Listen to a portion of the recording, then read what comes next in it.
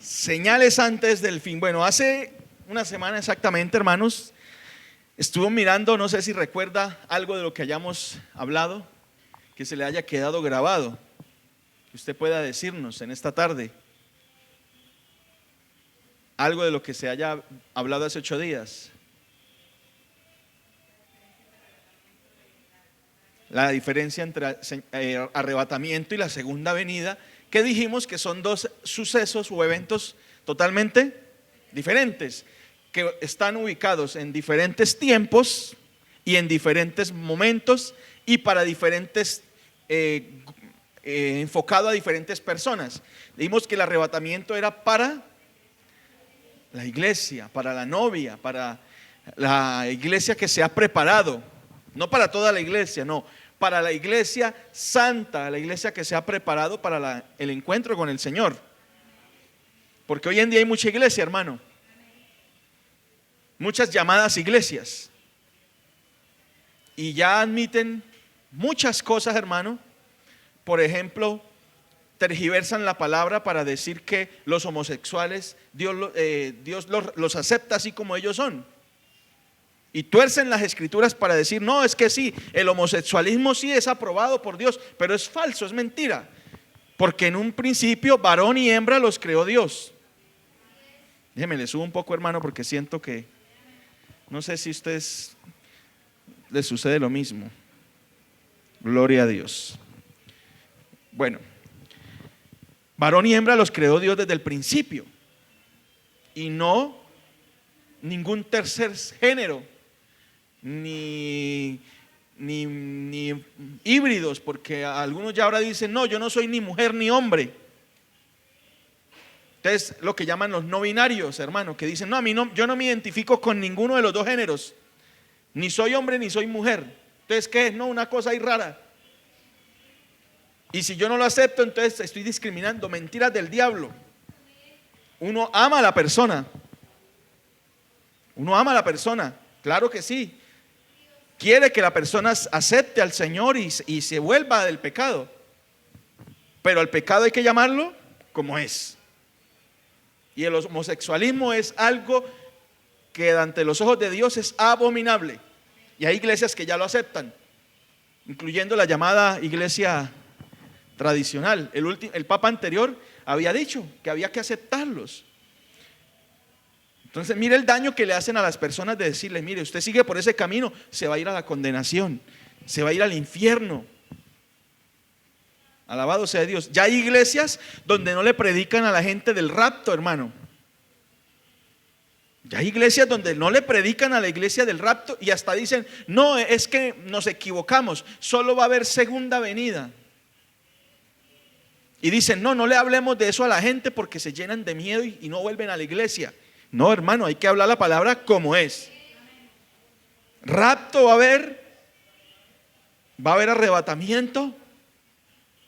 Dice la palabra que uno será tomado y el otro será dejado, y ahí más adelante lo vamos a ver.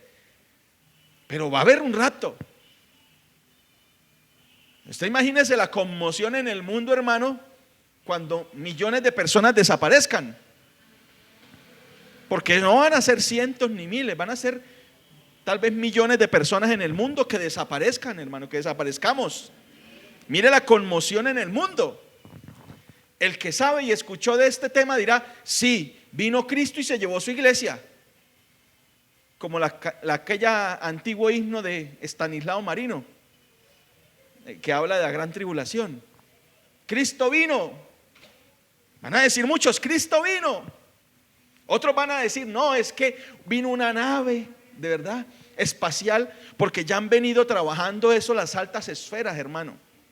Han venido trabajando de eso, de decirle a la gente que hay ovnis, que hay vida en otros planetas. Entonces, cuando desaparezcan millones, van a decir, no, es que vinieron los extraterrestres y se los llevaron. Pero los descarriados, los que estaban dentro de la iglesia pero estaban así, vea, van a decir, no, vino Cristo por su iglesia y nosotros nos quedamos. Pero hay iglesias que ya no predican de esto, hermano. y solo se enfocaron en predicarle a la gente de amor. La teología del amor de Cristo. Es que sí, Cristo es amor, Cristo todo lo perdona, y de hecho que es verdad. Nosotros sabemos que Cristo nos perdona nuestros pecados, nosotros lo sabemos. Y que sabemos que Dios es amor. Y hay muchos ejemplos en la Biblia y hemos predicado de ese tema, ¿verdad? De que Dios es amor. Pero también el Señor es castigo. Castiga la maldad de los hijos, castiga la maldad del ser humano. Y hay que predicarlo también. Entonces, entrando un poco al tema, el tema de hoy. Dice que estaba Jesús sentado en el monte de los olivos. Ya les dijimos hace 8 días que el Señor había dicho que el templo iba a ser destruido. Y estudiando un poco estos días, hermano, acerca de un tema que he estado estudiando, el pueblo de judío, específicamente la provincia de Judea, que era donde se encontraba el pueblo judío, estaba bajo el dominio de los romanos. Pero ellos antes de Jesús habían durado aproximadamente 400 años en un periodo que se llama, o en un tiempo que se llama el periodo intertestamentario, que fue o es conocido como los 400 años de silencio, donde no hubo profecía, donde el último fue Malaquías. Y después de Malaquías no se tiene registro de ningún profeta, de ninguna profecía, de ningún libro, hasta Juan el Bautista. Y en esos 400 años el pueblo había gozado de alguna manera de cierta libertad para reunirse en el templo, para seguir con sus rituales de la ley de Moisés. Y viene el Señor y dice: de cierto les digo que ese templo que ustedes ven ahí no va a quedar piedra sobre piedra. Entonces para ellos era algo, ¿cómo así? Pero si llevamos muchos años, siglos, en tranquilidad total, porque los imperios que vinieron nos permitieron, algunos con mayor libertad, otros los oprimieron, pero permitieron que el pueblo siguiera reuniéndose en el templo. Y viene el Señor y les dice: ese templo va a ser destruido, no va a quedar piedra sobre piedra que no sea destruida. Para ellos era algo extraño. Ese segundo templo que estaba ahí es conocido como el segundo templo. El primer templo, recordemos que fue ¿cuál? ¿El que construyó quién? Salomón. Que fue un templo glorioso.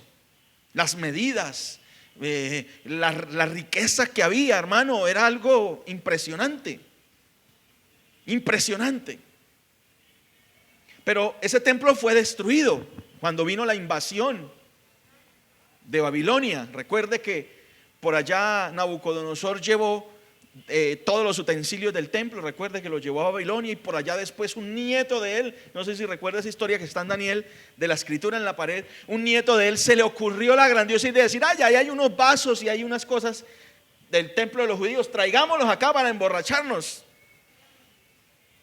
Bueno, ahí está, en esa época se destruyó el primer templo. Luego vino Zorobabel con Esdras y levantaron nuevamente el templo, y junto con Esdras iniciaron nuevamente la función del templo, porque el templo había estado destruido. Pero luego vino Herodes, el emperador romano, y vio ese templo y dijo: ese templo es muy pequeño, vamos a hacerlo más grande. Lo amplió. Entonces, donde estaba el monte del templo, para las medidas que Herodes quería para el segundo templo, porque así se le conoce, el segundo fue el de Zorobabel, el segundo fue el de Herodes, porque él le hizo una reforma. La montaña donde estaba ubicado el templo, el monte del templo, era muy pequeña para las medidas que Herodes quería poner en ese templo. Entonces, ¿qué dijeron? Vamos a hacer una explanada. Entonces, alrededor del monte hicieron unas paredes, unos muros, y los rellenaron con tierra. ¿Para qué? Para agrandar la montaña. No sé si me hago entender. Y sobre esa montaña expandieron el segundo templo, que era ese templo donde el Señor Jesús estaba diciendo: ese templo va a ser destruido. Para ellos era extraño, porque ellos dijeron: Pero ¿cómo así? Si hasta el mismo, para ellos decían, el mismo Herodes nos ayudó a engrandecer el templo, ¿cómo va a ser destruido? Y ellos le preguntan, Señor, ¿cuándo va a suceder esto? ¿Cuándo va a suceder esto? Pero lo primero que el Señor le responde, antes de responder todas las preguntas, mire, está en el versículo 4. Respondiendo Jesús les dijo, mirad que nadie os engañe. Mire que ellos le preguntan, Señor, ¿cuándo va a suceder todo esto que tú acabas de decir? ¿Y qué señal tendremos de tu venida? ¿Y qué va a suceder? ¿Cuándo va a ser el fin del siglo? El fin del mundo. Otras versiones dicen, ¿cuándo va a ser el fin del mundo? El Señor no le responde ninguna de esas preguntas primero. Lo primero que Él dice es, mirad que nadie los engañe. En el idioma original griego en que fue escrito, dice algo como, tened cuidado que nadie los desvíe, que nadie los extravíe. Pero ¿por qué el Señor le estaba diciendo esto a los discípulos? ¿Por qué creen ustedes, amadas hermanas, damas que se encuentran hoy aquí, puras damas? ¿Por qué creen ustedes que el Señor les dice a los discípulos, tengan cuidado que nadie los desvíe del camino, que nadie los engañe? Amén, hermana Carmenza.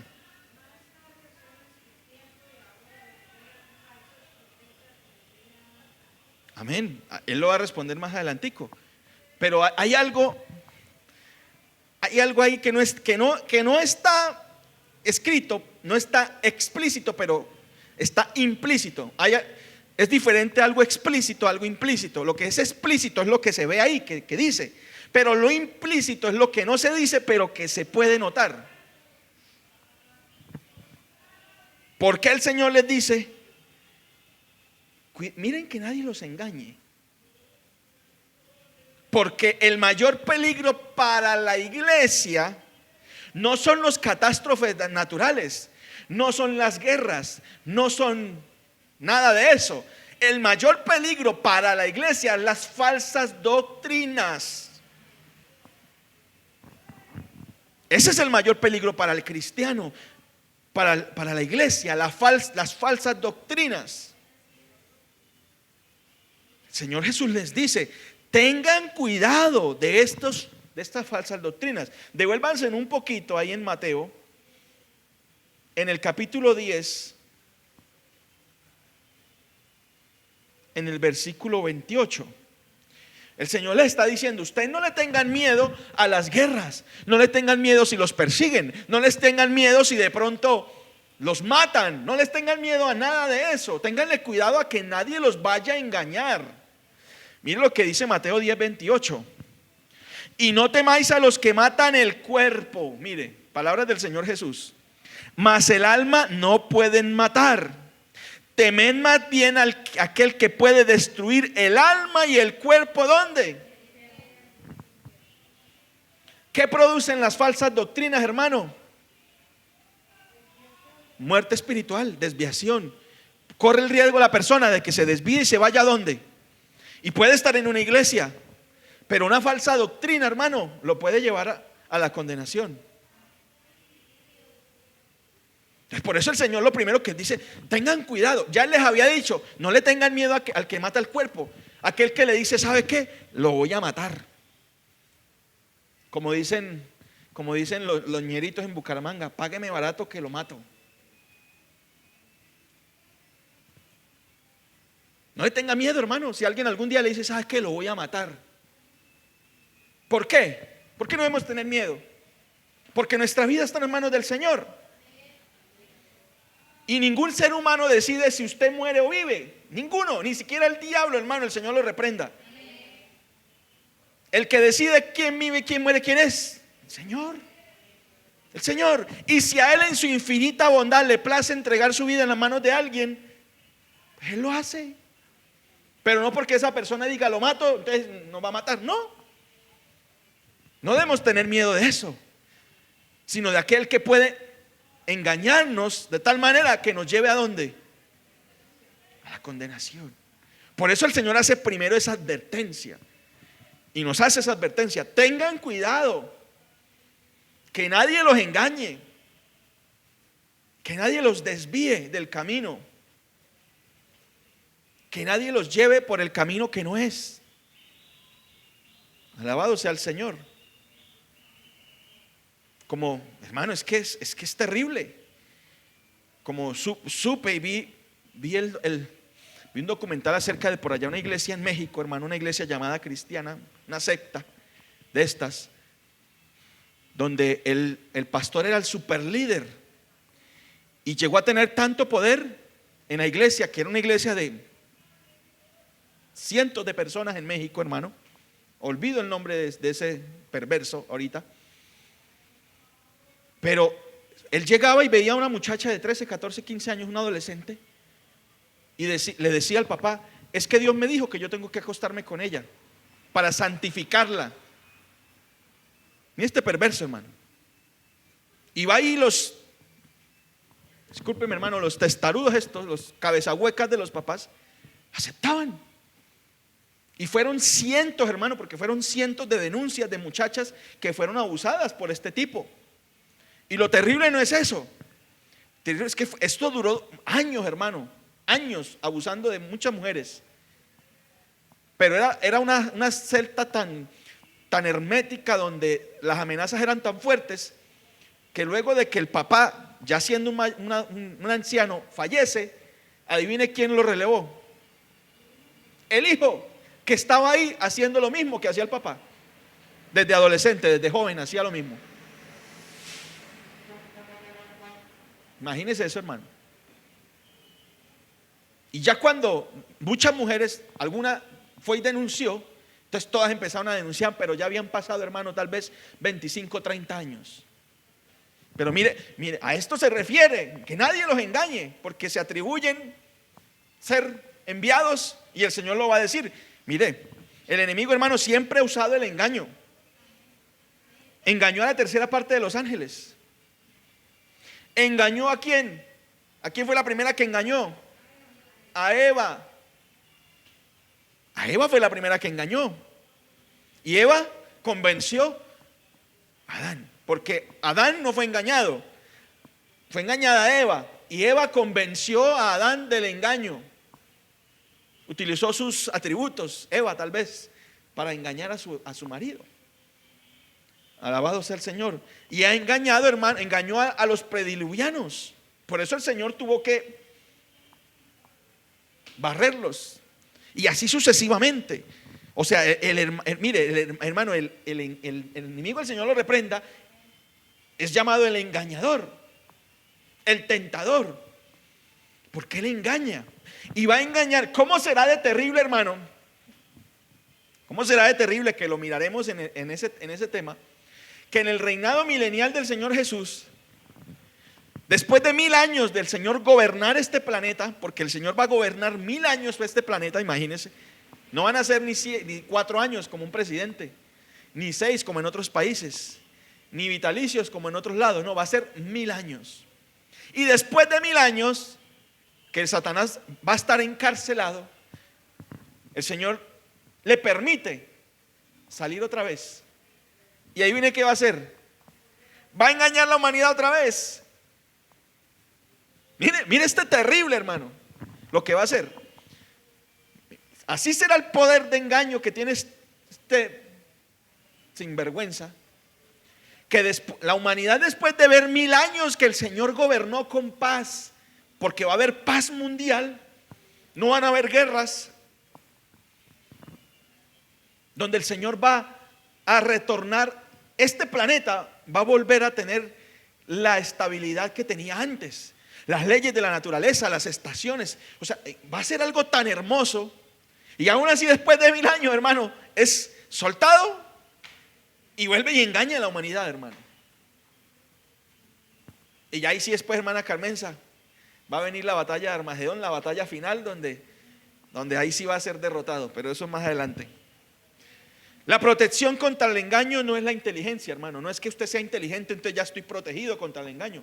Por muy inteligente que usted sea, hermano, o yo seamos, eso no nos garantiza que no vayamos a ser engañados por el enemigo. Alabado sea el Señor. No es la fuerza. Ya es que yo soy fuerte. A mí nadie me engaña. Ni la elocuencia que podamos tener. La única protección contra el engaño, vaya a Juan capítulo 5, hermano. San Juan capítulo 5, muevas ahí un poquito. Alabado sea el Señor. Gloria al Señor. La única es la comunión con Dios, hermano, y el conocimiento profundo de las Escrituras. San Juan capítulo 5, versículo 39.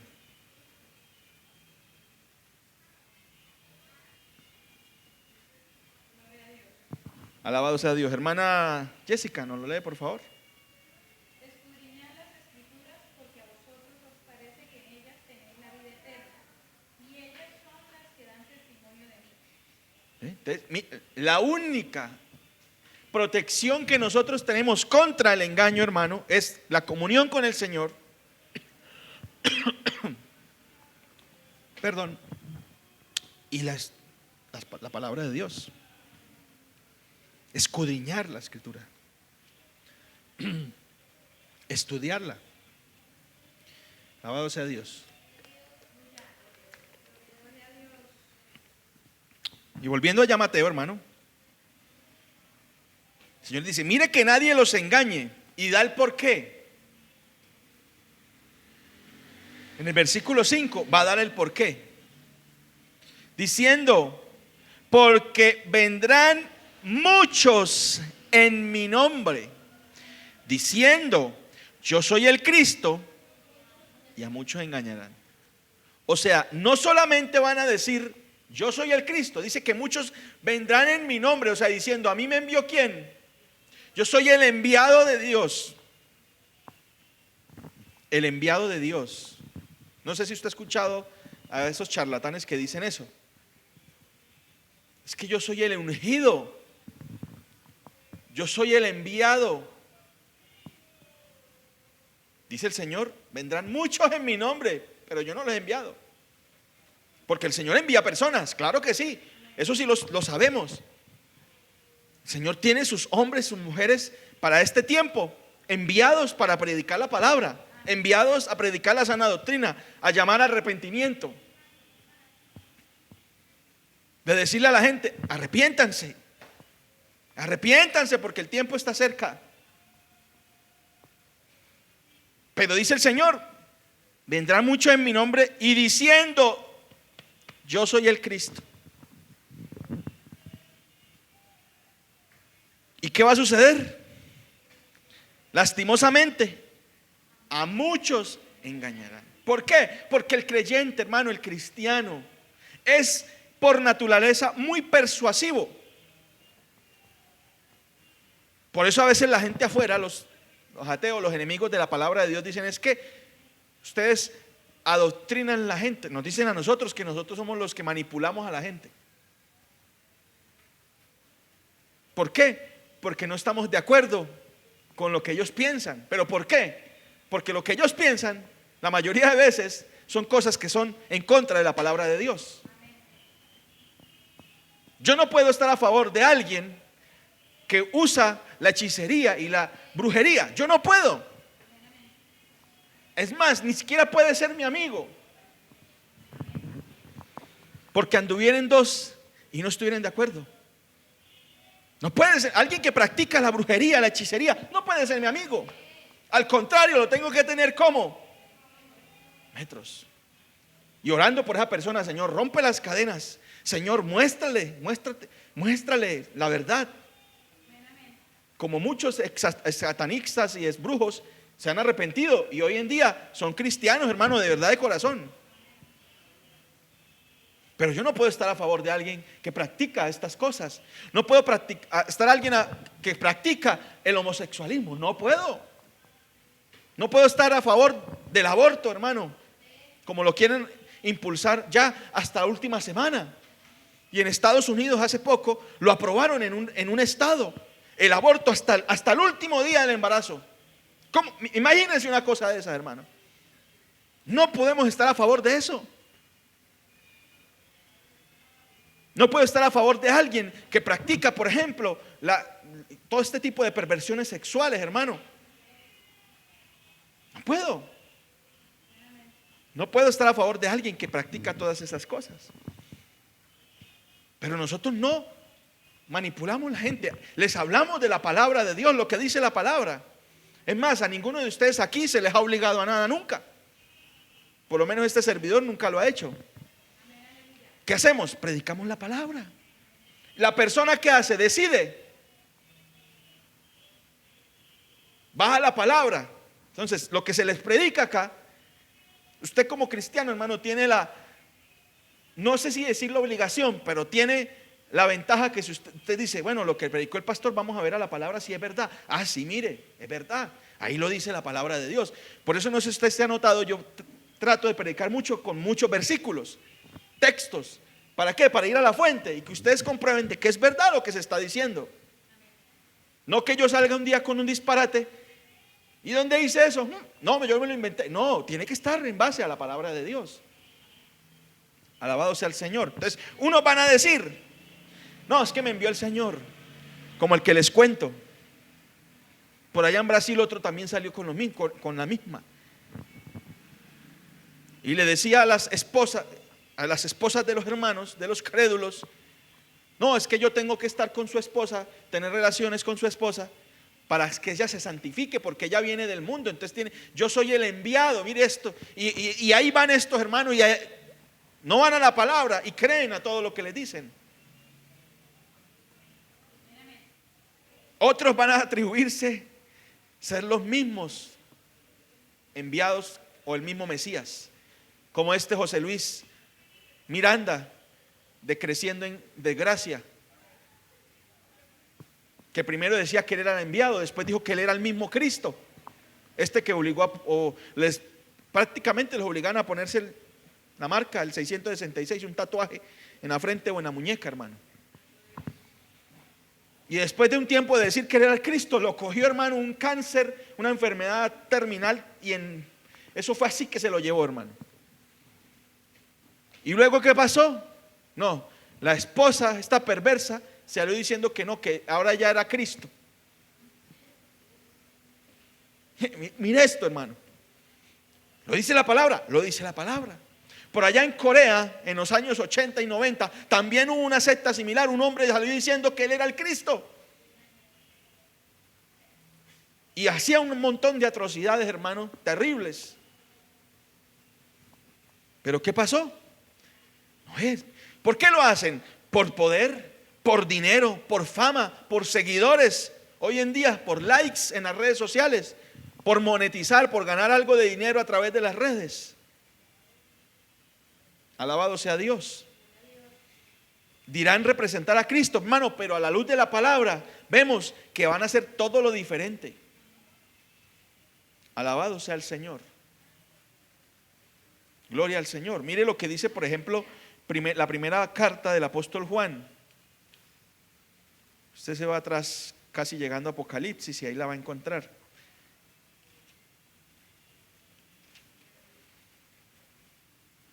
¿Qué debemos hacer? Aquí el Señor nos da qué debemos hacer con todo aquel que venga a decirnos, es que así le dice el Señor, o yo soy el enviado del Señor. Primera carta del apóstol Juan, capítulo 4. A ver, hermana Dara, usted que está que se lee, en el versículo 1.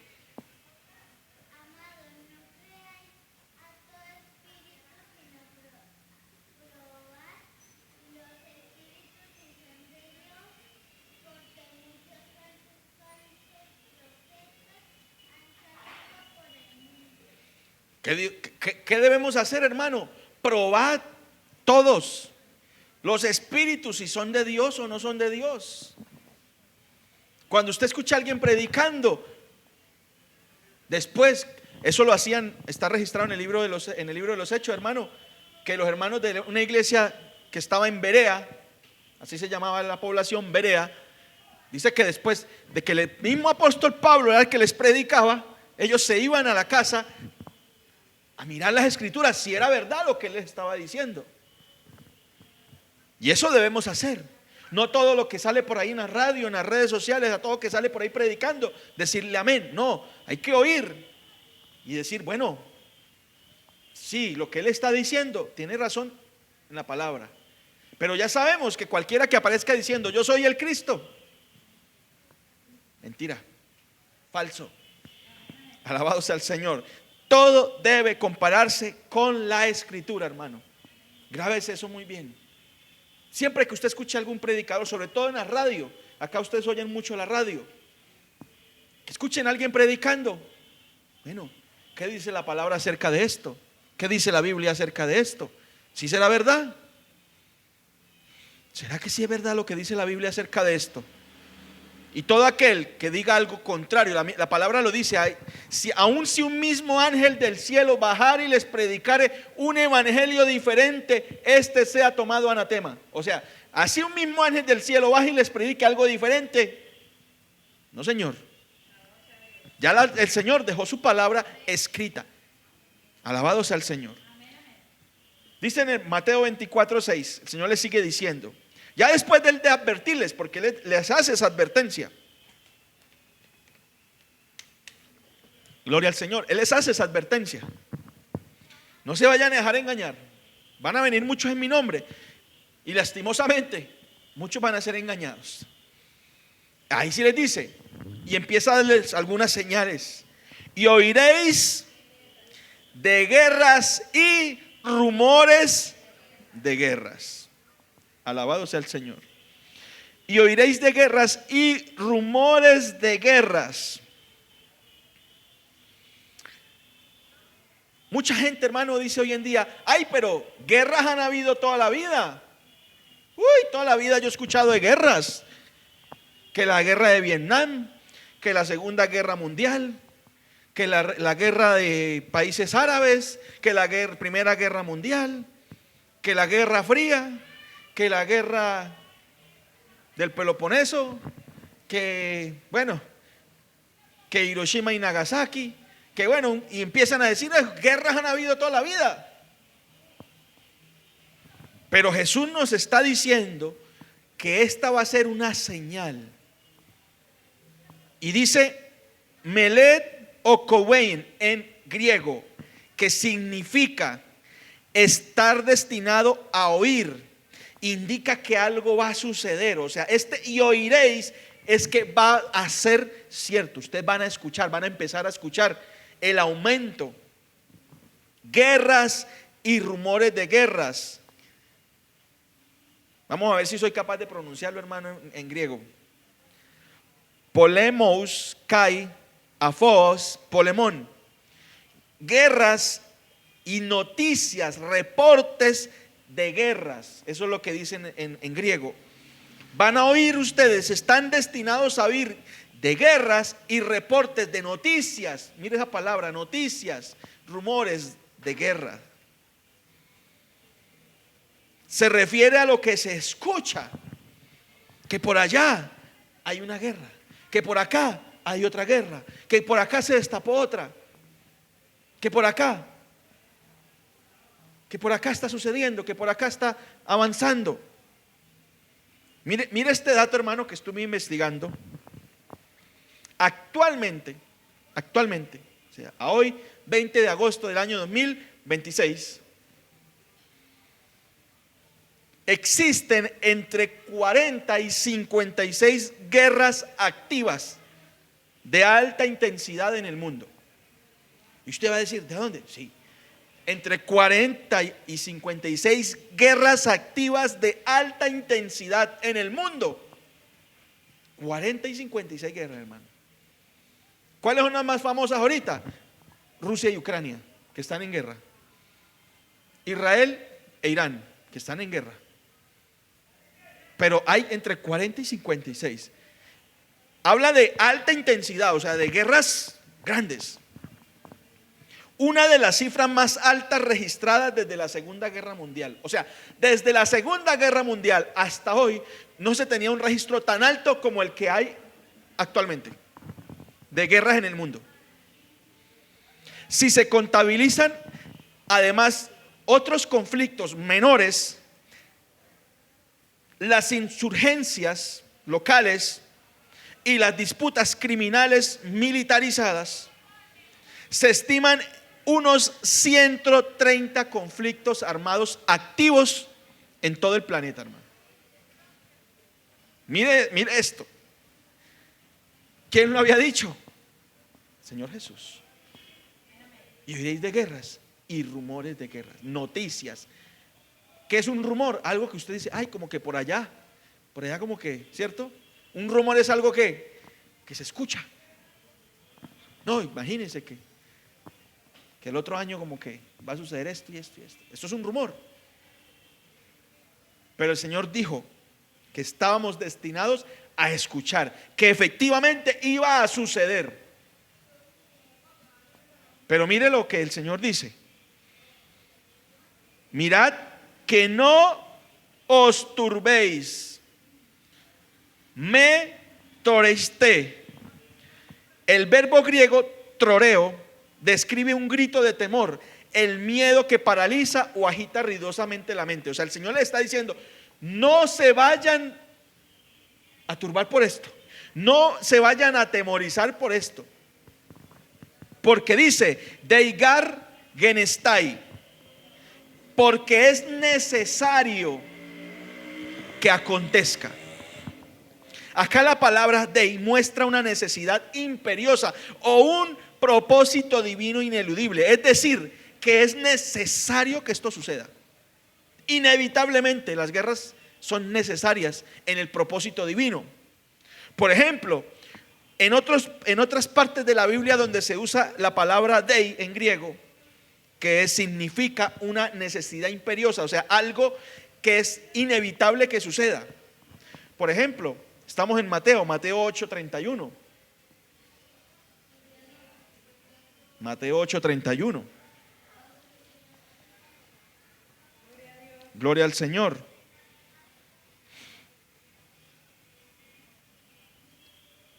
Perdón, Marcos 8:31, hermano, es Marcos. Marcos 8:31.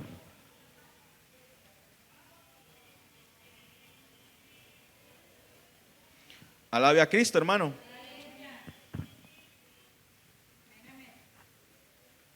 Dice, y comenzó a enseñarles que le era necesario al Hijo del Hombre que padecer mucho. Aquí utiliza la misma palabra que utiliza en Mateo 24:6.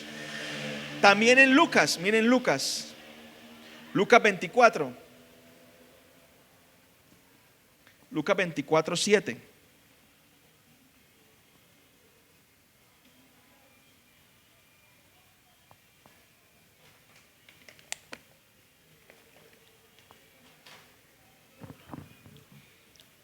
Lucas 24:7 dice, diciendo, es necesario que el Hijo del Hombre sea entregado en manos de hombres pecadores. Ese necesario es el mismo que se usa en Mateo 24:6, porque es necesario que todo esto acontezca, pero, dice el versículo Mateo 24:6, pero aún no es el fin. Oponestin totelas, aún no es el fin, solamente es la señal que nos debe poner en alerta. O sea, el Señor nos está, la primera señal que dice es, no se dejen engañar.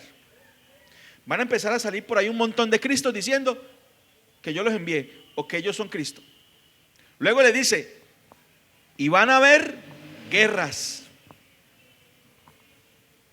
y rumores de guerra, pero es necesario que esto acontezca. Tranquilos, no es el fin. O sea, empieza a decir, no se preocupen, son las señales para que ustedes estén alertas, para que ustedes no los cojan, mira, así. Cuando empiecen a ver ustedes que todo esto está sucediendo, estén alertas. Estén alertas. Y luego dice en el versículo 7, porque se levantará nación contra nación. Se levantará, utiliza un verbo en griego que dice o que se pronuncia egertesetai. Se levantará o será despertado. Este es un verbo pasivo, hermano, que denota una acción drástica. O sea, algo que estaba quieto, pero que se despertó, algo que estaba dormido y se despertó. Muchos países van a ser sacudidos por las guerras. Eso es lo que está diciendo. Se levantará, será sacudido, será despertado. Etnos, epiennos, dice en griego, nación contra nación. Pero aquí hace referencia a grupos, no solamente a grupos de países, sino está hablando de razas, pueblos, identidades culturales o religiosas. Mire esto. Mire esto. Aquí ese etnos, epiennos, nación contra nación, está haciendo referencia no solo a las fronteras geográficas que conocemos como países, sino también a grupos étnicos, razas, pueblos o identidades culturales y religiosas. Dígame, ¿no están los musulmanes extremos matando cristianos por todo el mundo? Dígame si eso no está sucediendo. En África, los musulmanes islámicos extremistas están asesinando a nuestros hermanos. ¿No lo dijo el Señor? Se levantará etnos contra etnos. No solamente hablando de países, está hablando de grupos religiosos que van a hacer guerra. Los musulmanes islámicos, hermano, están matando. Y es más, ellos están poblando el mundo. Los países, las comunidades están en alerta ante la avalancha que se ha venido durante los últimos años de personas, de musulmanes que se han metido a los países. Es más, para no ir muy lejos, en el siglo pasado, o sea, en los años 1990, 80, 70, en un país como Inglaterra, habían solo 5 mezquitas en todo el país. Hoy en día, hermano, la cifra es exorbitante, la cantidad de... ¿Y qué hicieron ellos? Ellos salieron de sus países, muchos de ellos huyendo de la guerra, pero entre ellos se filtraron muchos de esos extremistas, hermano. ¿Y ellos qué hacen? Llegan a un lugar y no dicen, yo respeto las libertades de otros, no. Llegan y dicen, no, ustedes tienen que respetar mi libertad y ustedes tienen que convertirse. Y en muchos lugares están obligando a la gente a convertirse a convertirse en musulmanes, al islamismo. En muchos lugares. Y lo que está pasando en África es que llegan a poblaciones, aldeas y les dicen, ustedes tienen que convertirse al Islam, o si no, los vamos a matar. Eso está sucediendo en el planeta, hermano, donde usted y yo vivimos actualmente. Pero lo dijo el Señor hace 2000 años. Ya lo había dicho el Señor. De hecho, hermano, mire, esto que voy a decir, hermano, no es exageración ni es mentira. En los últimos años, los grupos islámicos radicales le han declarado la guerra a Occidente, o sea, a nosotros. Ellos dicen que deben desaparecer a Israel del mapa. Lo primero que nombra es a Israel. Tenemos que borrarlos del mapa. Y luego de Israel, ahí viene quienes siguen. Los cristianos. Los cristianos. Primero matan a los judíos. Para ellos ese es el plan de ellos. Eliminar a los judíos. Y después de que Israel caiga, para ellos, dice, vamos por los cristianos. ¿Sabe cómo nos llaman a nosotros, los musulmanes? Nos llaman infieles a nosotros. Y que merecemos morir, porque su Dios Alá les dice que deben matar a todo el que no se convierta al islamismo. Mire esto, hermano. Mientras el Dios de nosotros, mire cómo es de diferente. Dice, yo di mi vida por ustedes. Jesús lo dice. Yo soy el buen pastor, y el buen pastor su vida da por las ovejas. Venid a mí, todos los que estéis trabajados y cargados, que yo los haré descansar. Pero si la persona no quiere y rechaza, dice, ok, no te obligo. El Señor no obliga a nadie a venir. Pero en el islamismo radical le dicen a las personas, Alá manda exterminar a todo aquel que no se convierta. Y el Señor ya lo había dicho, hermano. El Señor ya lo había dicho. Y sigue diciendo en el versículo 7, y reino contra reino. Aquí ya está hablando, hermano, de poderes políticos, de imperios y de gobiernos de la época. O sea, el Señor está diciendo, en los postreros tiempos va a haber una cantidad de guerras en todo el mundo, por todos los lugares. Y en esa época, hermano, hace tal vez 2000 años, cuando el Señor da esta profecía, un poco menos, casi los 2000 años. En esa época, oír noticias, hermano, era algo muy lento, porque algo que sucedía en el extremo del mundo, llegaba a saberse por allá a los meses que llegaba el mensajero. Pero hoy en día cobra más valor esto cuando dice, y oiréis de guerras y rumores de guerras. Porque hoy tenemos las noticias, mire, hermano, así. Algo no ha sucedido o ya sucede y a los segundos, hermano, usted ya en su teléfono tiene la noticia. Mire esto. Luego sigue diciendo en Mateo, todo reino contra reino, y luego añade algo, y habrá pestes. Después de las guerras menciona algo que se llama pestes, que son enfermedades. Dígame, hermano, si hoy en día no salen enfermedades todos los días. Todos los días descubren nuevas enfermedades, nuevas patologías, nuevas pestes. Hace 6 años vivimos algo que se llamó el COVID-19 y que fue mundial y que mató miles de personas en el mundo. Pestes. Y alguien va a decir, ay, pero pestes han habido que la peste negra, que la peste bubónica. Pestes han habido, sí. Pero hoy en día, hermano, vemos cantidad de enfermedades. Alabado sea el Señor. Este pestes en el original griego, Mateo no lo escribe. O sea, sí, pero ¿cómo apareció? Bueno, lo que pasa es que la palabra pestes y hambres en el griego koiné que se escribió Mateo son muy similares. Y en esa época las asociaban, la peste con el hambre las asociaban. Entonces los traductores, los traductores de la Biblia en nuestro español lo que hicieron fue agregarle esa palabra pestes, pero en el original no aparece. ¿Quién sí lo pone? Lucas. Lucas sí pone específicamente este versículo. Vamos a ver si recuerdo dónde estaba.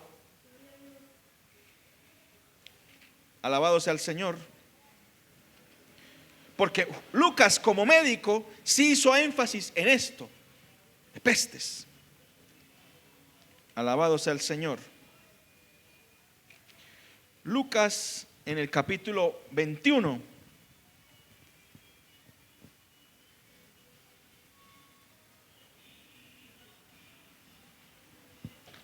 Alabado sea el Señor.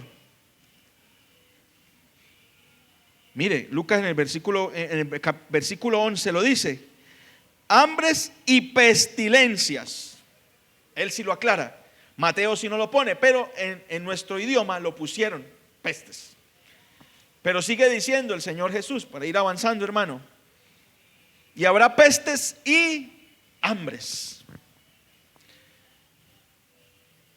Cae sentai limoi, y habrá hambres.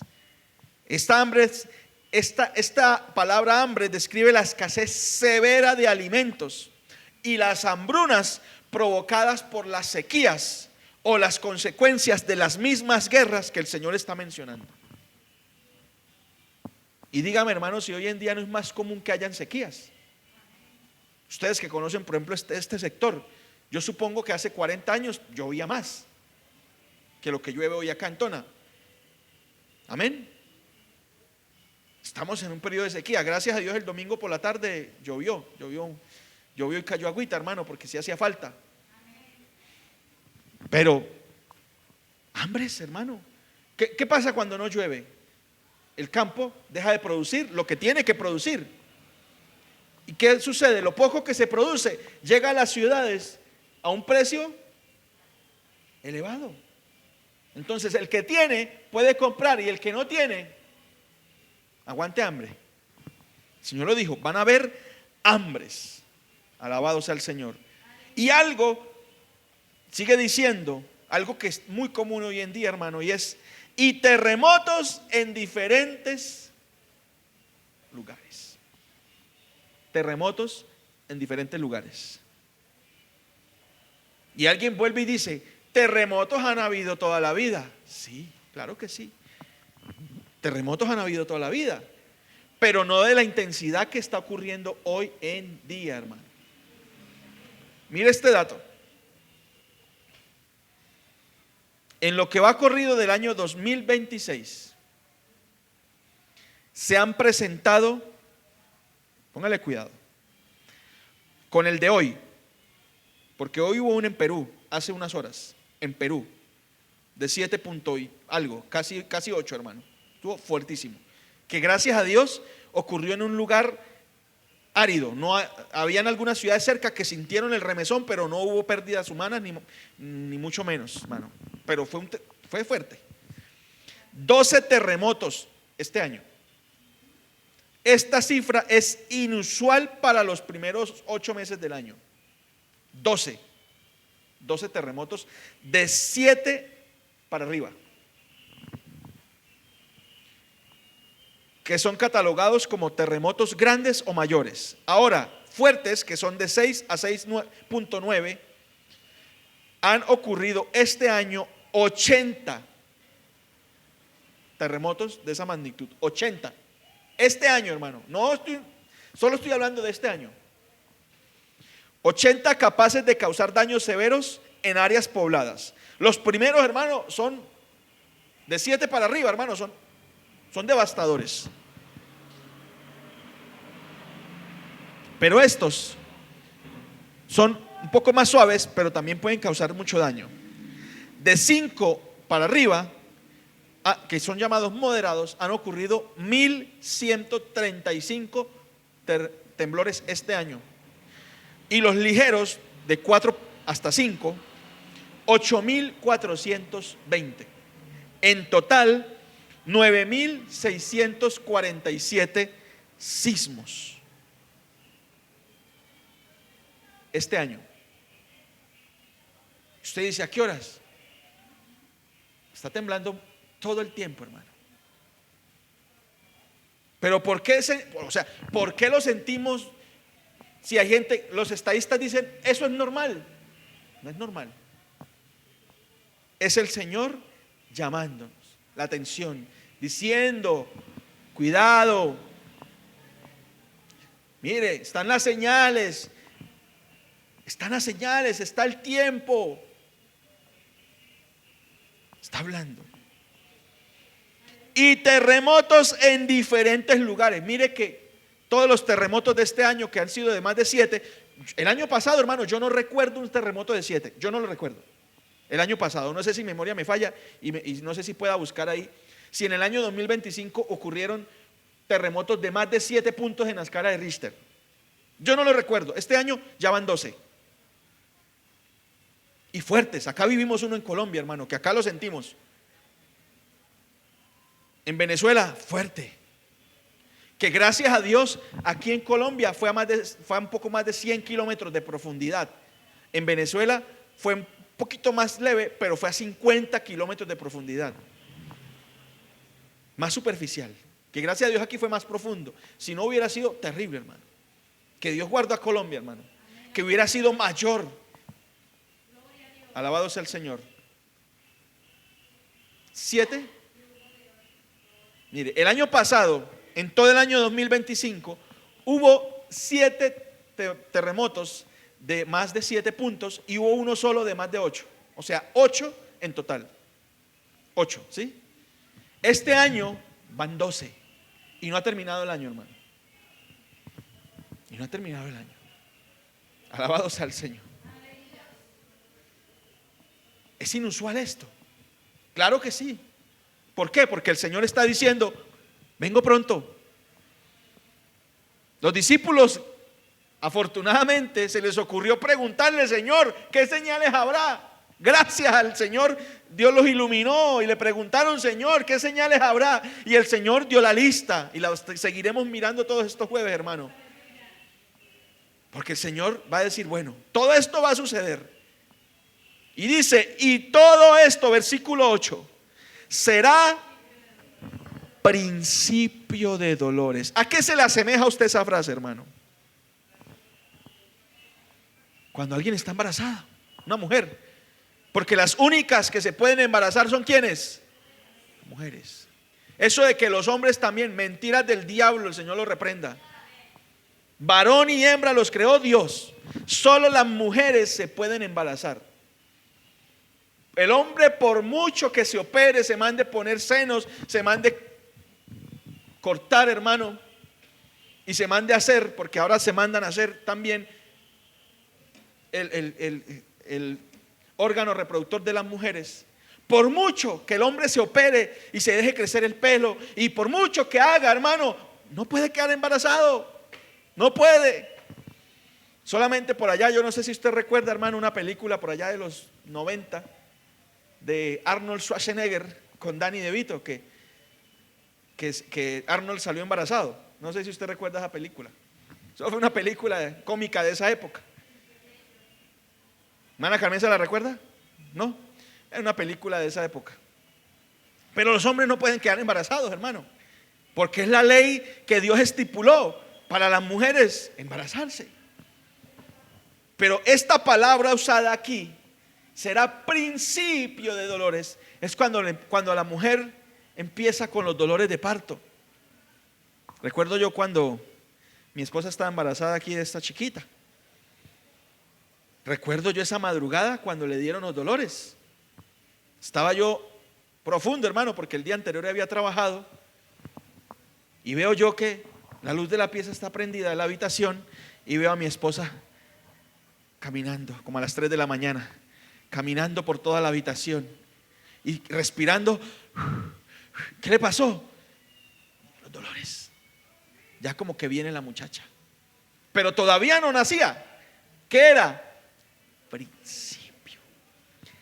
Hasta aquí lo que el Señor está diciendo es, todo esto que va a empezar a ocurrir apenas es el principio. Apenas es lo que va a venir para el mundo. Lo que va a decir es que, ¿qué sucede con la mujer en trabajo de parto? ¿Los dolores disminuyen? ¿Aumentan qué? La intensidad y la duración. Porque al principio es que por ahí ¿cómo se llama eso? Una contracción cada tal vez ciertos minutos, y es algo leve, ¿cierto? Al principio. Yo nunca, bueno, pues no sé cómo, pues las mujeres me pueden explicar mejor. Una contracción, ¿cierto? Y luego a los minutos, por ahí, la otra un poquito más, ¿cierto? Cuando se empieza a cortar el tiempo, es porque ya casi. Pero el Señor dijo que todo esto, guerras, rumores de guerras, peste, hambre y terremotos, ¿serán qué? Principio.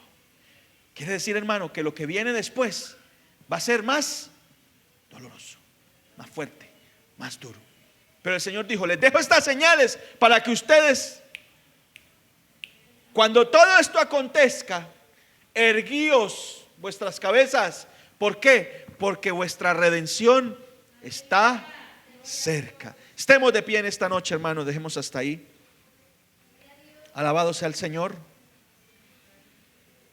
Gloria a Cristo para siempre.